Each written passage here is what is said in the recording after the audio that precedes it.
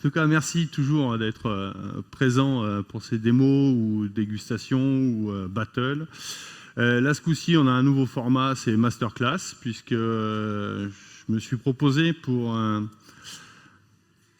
expliquer la lactofermentation sur les légumes, parce qu'on en entend de plus en plus parler, évidemment. Ce sont des techniques qui nous viennent des pays nordiques, qui voulaient conserver des légumes frais durant la période longue d'hiver et qui ont un peu mis ça en place. Et, la lactofermentation, alors ça paraît un peu chimique, un peu extravagant ou compliqué. Vous allez voir que c'est très simple. Il n'y a pas plus simple.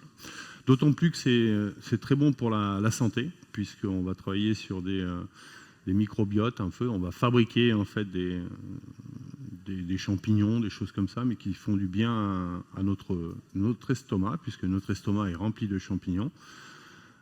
Puisque souvent, vous prenez peut-être, souvent ou pas souvent, mais ça vous arrive de prendre justement des bactéries qu'on a sous forme de gélules que l'on vous donne pour refaire la flore intestinale de manière à ce que vous puissiez avoir une flore intestinale en bonne santé.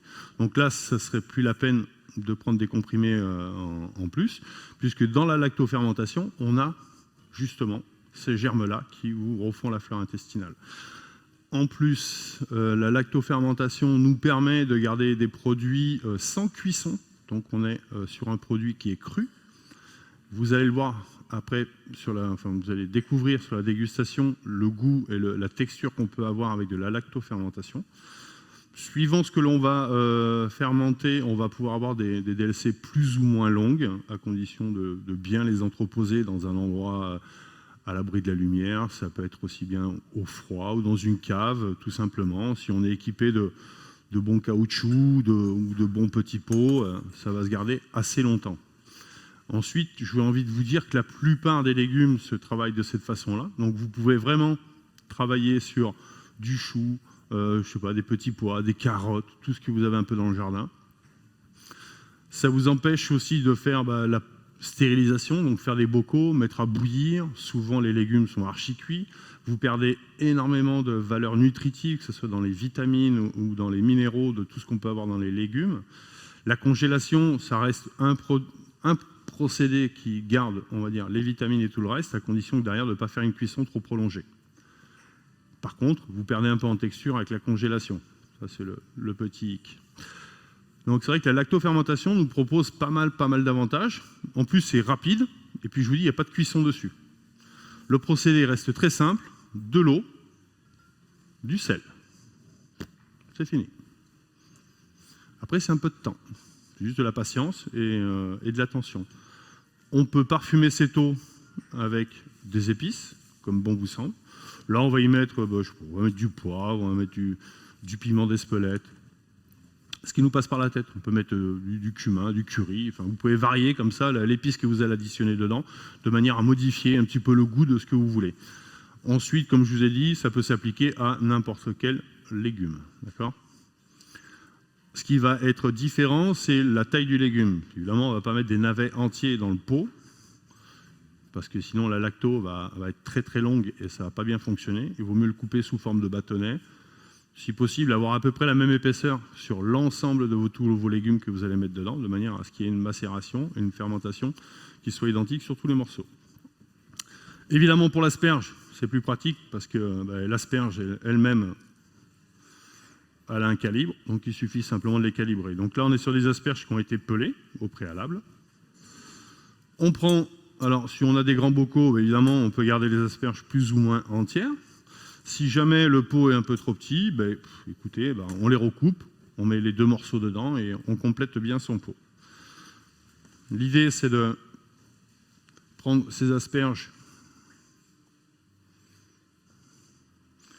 et de les ranger dans son pot.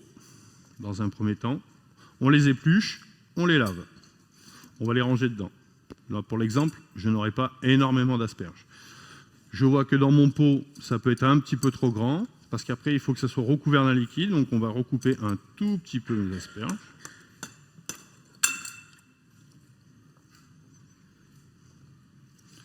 On va enlever un petit talon. D'ailleurs, les petits talons, ça va nous servir à faire, vous allez voir, les petits pickles par la suite. que je vous propose aussi une autre façon de cuisiner et de conserver les asperges, c'est les pickles de légumes.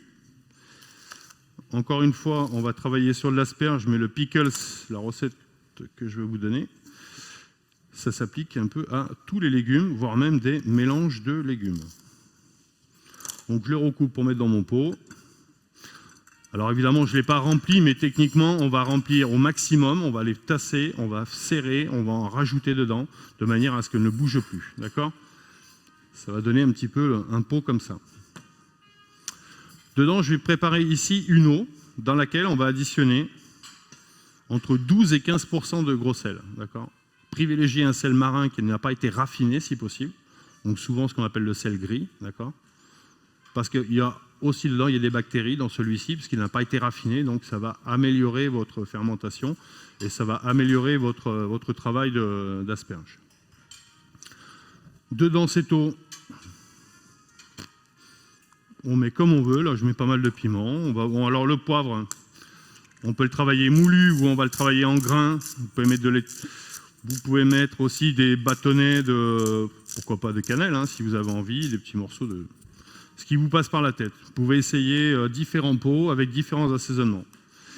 Donc le sel dedans a été pesé, on l'a fait fondre pour qu'il soit bien dissous dans la préparation. Ensuite, l'étape la plus importante, c'est de verser votre liquide sur vos asperges, mais surtout d'avoir un équipement pour pas que les asperges remontent à la surface. Il faut qu'elles restent constamment immergées. Donc il existe certainement, j'ai vu ça sur internet, des trucs que l'on met dans les pots. Moi j'ai pas de sous, vous voyez, mais j'ai des couvercles. Les couvercles en plastique, on en a tous qui traînent à la baraque, qui servent à rien.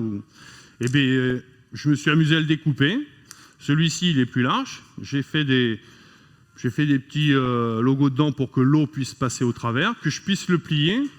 Et vous allez voir que quand je vais verser mon produit dedans, je vais pouvoir les maintenir sous niveau d'eau. Alors, on remplit. Vous voyez, l'eau, elle est à température. Hein, je remplis correctement mon pot. Ensuite, je mets ma petite pastille en plastique. Voilà. Et comme ça, quand c'est bien serré, ça tient bien dedans. Alors, vous découpez vos couvercles hein, et vous l'adaptez dans le bocal dans lequel vous allez le faire. Ensuite, qu'est-ce que je fais? Je ferme. Je mets une date sur mon pot pour savoir à quel moment, parce que si vous en faites plusieurs, pour savoir où vous en êtes. Ensuite, je vais trouver un endroit tempéré de ma cuisine, dans la maison, peu importe, un endroit qui se situe entre 20 et 25 degrés. Suivant le légume que je vais mettre dedans, s'il est plus ou moins gros, s'il fait plus ou moins chaud, il faudra regarder un peu tous les jours l'évolution de vos pots. Lorsque vous allez voir l'eau se troubler un petit peu, c'est-à-dire que vous allez commencer à être en fermentation, d'accord ? Alors, suivant le niveau de fermentation que l'on veut et qu'on accepte de manger, on va stopper plus ou moins tôt cette fermentation. Pour la stopper, rien de plus facile, on prend le pot, on le met dans le frigo. On fait redescendre la température. Il n'y a plus de fermentation. Et là, on est en conservation. D'accord ? Si des fois, vous allez avoir une petite ébullition dedans, c'est que vous êtes allé un peu loin en fermentation. Ça ne veut pas dire que c'est pourri, hein. Ça veut dire que vous allez avoir quand même un produit à l'intérieur qui va être assez pétillant et un peu effervescent. Donc là, il faut vite le stopper en fermentation. Vous le garderez un peu moins longtemps. S'il n'y a pas de fermentation, que le produit a juste troublé comme ça, vous le mettez au frigo et ensuite vous le gardez ou au frigo ou dans un endroit en dessous de 10-12 degrés dans votre cave. Et ça peut rester assez longtemps. D'accord ? Si jamais quand vous récupérez votre pot et qu'il a fermenté et que vous voyez que ça a bavé un peu au-dessus, bon, là vous êtes allé un peu trop loin. D'accord ? Donc on évitera de le manger. Mais si le pot n'a pas gonflé et qu'il n'y a pas de jus qui est sorti, c'est que la fermentation a fonctionné correctement.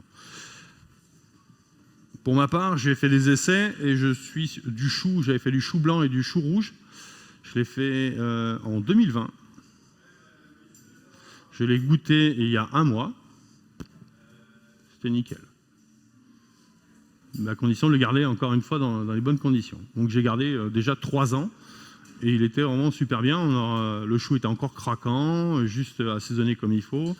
Alors le chou, c'est quelque chose qui a tendance à fermenter plus facilement que les autres, hein, parce que c'est les ferments dedans qui vont qui vont donner un peu plus d'action à la préparation. Mais d'autres légumes où il faut les aider un peu plus longtemps à fermenter, comme les carottes. Là, pour l'exemple, celles-ci, elles ont été faites le 5 avril. Elles ont passé 10 jours à 20-25 degrés, et ensuite je les ai mis au frigo. Voilà, ça vous donne à peu près le résultat. C'est ce que vous allez déguster tout à l'heure. Elles sont du 5 avril. Voilà. Pourquoi ce système-là? Parce qu'on va garder aussi du croquant. On peut s'en servir comme condiment. On peut juste les manger entières, trempées, comme vous avez l'habitude de faire. Pourquoi pas avec de la mayonnaise, une eau hollandaise, une petite vinaigrette. Ça marche très très bien. Couper en petits morceaux sur une salade. Vous allez aussi retrouver justement ce petit goût de ferment. Alors, j'ai envie de vous dire, suivant l'évolution que vous avez laissé faire, vous aurez un goût plus ou moins prononcé sur votre asperge. D'accord. L'autre préparation que je vous propose en dégustation, ça va être ce qu'on appelle du pickles. Alors, tout le monde connaît un peu le pickles. Le plus célèbre, c'est lequel? Le cornichon, exactement. C'est le pickles que tout le monde connaît dans le monde entier. D'accord. Donc on va s'appuyer juste sur ça. C'est encore une méthode qui nous vient des pays nordiques. Hein. Les pauvres, il fait plus souvent froid et ils ont vraiment une saison pour faire le plein qui est assez courte. Donc évidemment, le système de vinaigre est un système de conservation où, encore une fois, on garde les nutriments, on garde les vitamines, parce qu'on sait que dans le Nord, il n'y a pas beaucoup de soleil, donc il y avait beaucoup de problèmes aussi de rachitisme. Donc vitamine D, soleil, compagnie, donc ils cherchaient au travers de tous les légumes. C'est pour ça qu'après, il y a eu le régime à base d'huile de foie de morue, en fait, pour éviter de souffrir du rachitisme. On a commencé à donner ça aux enfants, du fait du défaut de la lumière. Donc ils ont toujours cherché à conserver des ingrédients sous forme le plus naturel possible et le plus simple possible. Donc pour ce faire, il existe plusieurs formules de pickles. À vous de trouver la vôtre, j'ai envie de vous dire. La formule est simple, c'est ce qu'on appelle du 1, 2, 3. La valeur 1, c'est la valeur sucre. La valeur 2, c'est la valeur vinaigre. Alors pour ma part, j'utilise du vinaigre de riz. On peut utiliser du vinaigre blanc, mais le vinaigre blanc un peu plus alcooleux, il est un peu plus vif, donc attention au dosage. Tandis que le vinaigre de riz, lui, il aura quelque chose d'un peu plus rond, un peu plus souple, et moins alcooleux et moins fort. D'accord? Et le volume 3, c'est de l'eau. Là encore, vous avez 3 parties de 3 produits seulement. L'équilibre, il réside en quoi? C'est-à-dire que si vous décidez, pour celle que je vous ai fait goûter, je vous ai fait la formule la plus simple, c'est 1, 2, 3. 1 volume de sucre, 2 volumes de vinaigre, 3 volumes d'eau. Il n'y a pas besoin de sortir de Saint-Cyr, d'accord? Et à ce moment-là, vous mélangez les 3 produits. Là, ce que je vais faire, je vais vous le porter juste à ébullition. Alors, encore une fois, libre à vous de rajouter les épices que vous aimez. Des graines de coriandre, des graines de poivre, de moutarde jaune, ça peut être de l'étoile d'anis, piment d'Espelette, poivre de Séchouan. Alors là, vous pouvez vraiment partir dans tout ce que vous souhaitez. Ensuite, le mélange de légumes que vous pouvez faire dans votre pickles, là aussi, vous êtes libre. Le tout, c'est de couper les légumes plus ou moins épais. D'accord ? Si vous voulez garder un peu plus de croquant à la longue, privilégiez un légume un peu plus gros, un peu plus épais. Sinon, vous pouvez faire des petits légumes fins, 2-3 mm, et vous amuser à faire des mélanges, ou alors à faire des monovariétés, comme vous le souhaitez. Ça vous permet d'avoir ce que j'appelle moi une bibliothèque de légumes sous pickles. Comme ça, quand vous avez envie de manger celui-ci mélangé avec celui-ci, vous rajoutez, ou que celui-ci, vous l'avez. Ça se garde dans des petits pots dans le frigo, ça se garde vraiment très longtemps, plusieurs mois. Il n'y a pas de souci, c'est dans le vinaigre. La différence avec la lactofermentation, c'est que là, on va partir sur un produit qui va être chaud. Moi, je verse le mélange eau, vinaigre et sucre, bouillant, sur mes légumes. Et ensuite, je ferme. Et là, je laisse faire le temps. Je laisse, vous allez voir, je mets les morceaux comme ça. On prend un exemple d'asperge. Ça tombe bien, on est à la fête de l'asperge. Dès que mon produit sera à ébullition, je vais le couvrir. On peut couvrir juste au-dessus, fermer avec un petit couvercle. On n'est pas obligé d'avoir un pot le parfait. On peut récupérer les vieux pots de confiture, tout ce qui est déjà utilisé ou pas. Vous les nettoyez bien, vous nettoyez le joint. Comme on n'est pas sur de la conservation, on n'est pas sur de la cuisson ou de la pasteurisation, Si le joint a déjà été pasteurisé une fois, c'est pas gênant, on peut s'en resservir pour faire ça.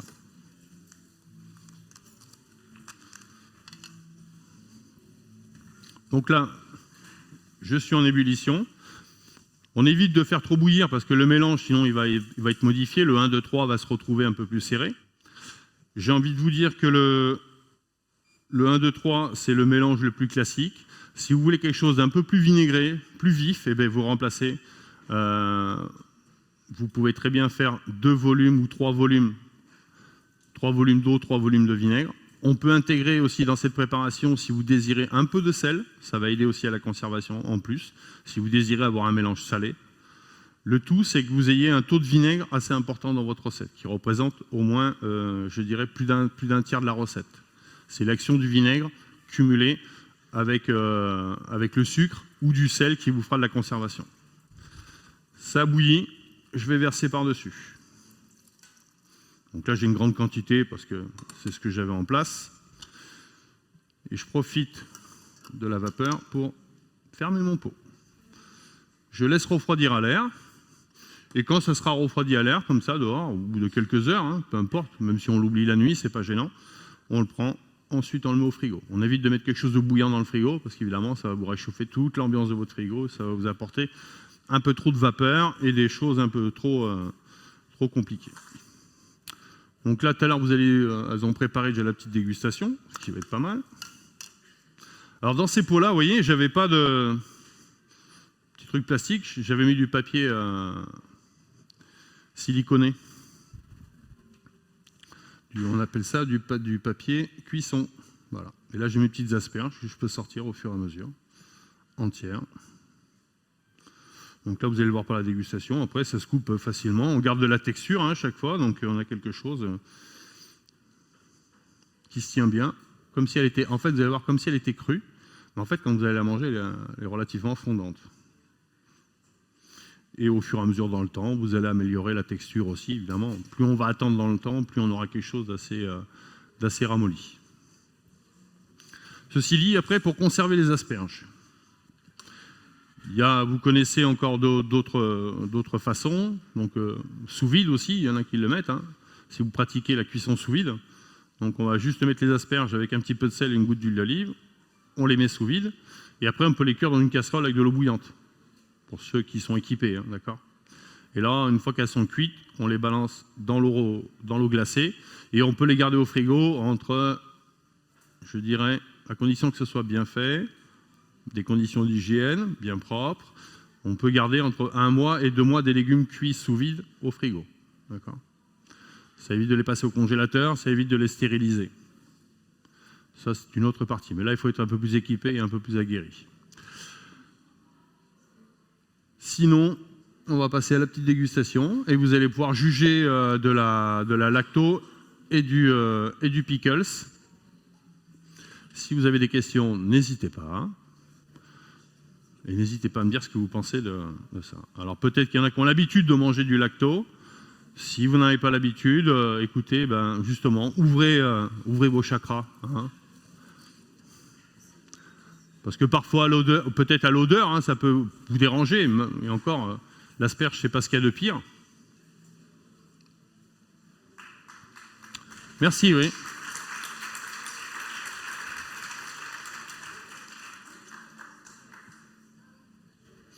Et à côté, on a fait une petite dégustation. On ne va pas vous laisser comme ça. On a une petite déguste accompagnée. Je l'avais éteint celui-là ou pas? Ou j'ai plus de piles? Parce qu'il est éteint ici. J'avais pas dû l'éteindre entre deux peut-être.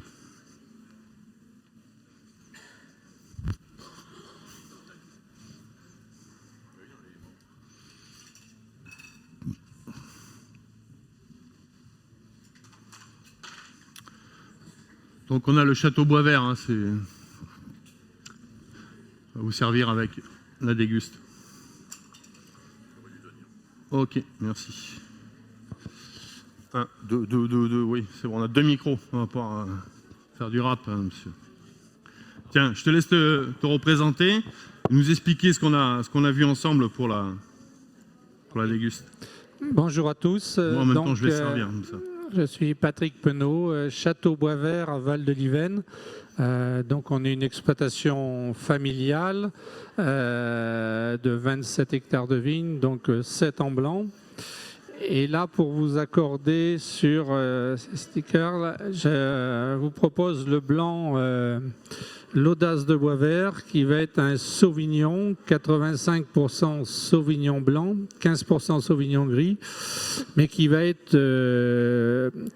avoir sa fermentation en barrique et avec un élevage sur lit pendant 9 mois en barrique. Donc on va être plus sur la rondeur, le gras et le volume en bouche, plutôt que la vivacité, comme tout à l'heure sur notre tradition. Oui, là justement, tu parlais de fermentation aussi, hein, donc on parle bien comme quoi la fermentation est nécessaire pour obtenir du goût, pour obtenir de la conservation également hein, sur les, voilà, sur oui, les produits. Tout à fait, oui. Il faut transformer les sucres, sinon... Exactement, ouais. Sinon ça devient du... à force, ça finit du vinaigre. Du vinaigre, exactement. Ouais. Donc il faut des bonnes bactéries. Voilà, alors je suis sur le stand 46 du syndicat viticole, hein, donc en face de l'omelette. Mais j'espère que le mix ira bien ensemble et puis surtout qu'ils viennent te voir pour déguster, parce que le Château Boisvert ne fait pas que ça. Hein. Ils font du rouge, ils font du rosé, il fait différents blancs, il y a de quoi se faire plaisir. Et du crément également, d'accord. Bon. Oui, je pense, je pense qu'ils vont la boire la deuxième bouteille. Je pense. Alors, vous avez goûté la lacto et le pickles? Ah non, mais je vous ai jamais dit d'en faire. Hein. Voilà. Après, c'est de montrer que ça existe. C'est un moyen rapide. Oui, c'est un moyen rapide et facile à la maison de faire de la conservation, si on n'est pas équipé de faire de la stérilisation dans les bocaux ou alors de les mettre au congélateur. En plus, comme je l'ai dit, c'est aussi une façon de consommer, puisqu'on va se nourrir avec des bonnes bactéries, on va faire du bien à son organisme aussi, d'un autre côté. C'est un peu donnant-donnant. Et après, pourquoi pas, si ça vous séduit, on part sur ça. Sinon, c'est pas la peine. Non, mais c'est vous dire que c'est aussi un moyen de conservation. Madame. Oui. Qu'est-ce que vous avez mis comme petite bête? C'était quoi ces graines? Je sais pas, c'est un truc qui a dû tomber, j'ai pas fait gaffe. Il y a tellement de trucs dans ma cuisine, je sais plus. Alors un poivre, hein, c'est un poivre. Aussi, il doit y avoir des cheveux. Il y a une étoile d'anis, il y avait de l'étoile d'anis, avec une petite queue, c'est le Vosticiferi, périphérie. C'est un poivre qui vient d'Indonésie, qui est ou noir ou rouge, qui est légèrement acidulé. Exactement, et très très bon. J'ai du mal à le prononcer le mot, hein, parce qu'il est long comme ça, mais ça ressemble à peu près à ce que je viens de vous dire. C'est ça, c'est le Vosticiferi. Ah oui, je le mets quand je fais mon mélange 1, 2, 3. Moi, je suis assez un adepte du 1, 2, 3. En fait, je préfère parce que je trouve que c'est un équilibre entre tout. Et suivant ce que je vais faire, je vais pousser un peu plus l'un que l'autre. Mais pour être tranquille, c'est le 1, 2, 3. Et là, je mets mes épices dedans à bouillir. Et comme c'est chaud, que je verse chaud dessus, je ferme. Toute l'infusion se fait après avec le refroidissement et tout le reste. Voilà. Donc si vous avez des poivres un peu parfumés, vous pouvez mettre du poivre de Séchouan aussi également dedans, hein, ça fonctionne bien. Des poivres Timout, qui sont des baies aussi comme le Séchouan, mais qui tirent plutôt sur le pamplemousse. Ouais. Après vous avez le Sancho, la baie de Sancho, c'est plutôt un poivre qui est citronné. C'est l'un des poivres les plus chers du monde, c'est un poivre japonais. On est dans les 600 et quelques euros le kilo. Une broutille. Mais c'est vrai qu'il est vraiment acidulé, on dirait vraiment du citron, hein, c'est vraiment très... Ouais. Alors c'est Vosticiferi, périphérie. Voisti. En fait, ça commence par V-O-E-S-T. Alors je crois que c'est Y derrière, un truc comme ça. Vosticiferi. Voilà. Et vous l'avez en rouge ou en noir, il existe. Ouais. Il y en a un qui est un peu plus acidulé. Le noir un peu plus acidulé, et je crois que le rouge est un tout petit peu plus piquant. Voilà, c'est tout. Mais bon, ça, dans toutes les épiceries fines, en ligne aussi, hein, vous allez le trouver. Ça va être des choses assez courantes maintenant, en épicerie fine. Hein. De plus en plus, ouais. Merci. Sinon, pour l'ensemble, ça a été, là, vous avez été surpris par la fermentation, là? Ouais.